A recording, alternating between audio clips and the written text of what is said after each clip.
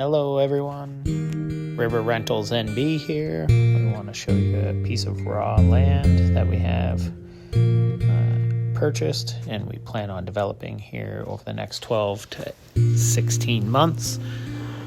This piece of land sits on one of the branches that lead into our main river system here, the Miramichi River. Our plan is to put a small, modest 2-bedroom home or dwelling, and then over the course of the next 3 years adding on to that building and making it a much larger, almost lodge-like area.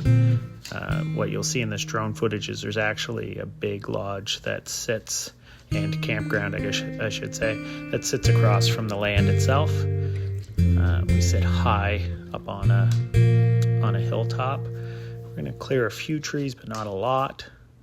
At least that's the plan, to increase our view, not only over the water, but also over to be able to get the great scenery from the top of the second story of the structure, if that's what we decide to build. Hope you guys enjoy the footage that we have here.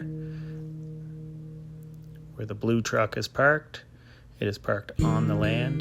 It is just over 3 acres. And we're excited to be able to show you guys what we can do with a great piece of land like this.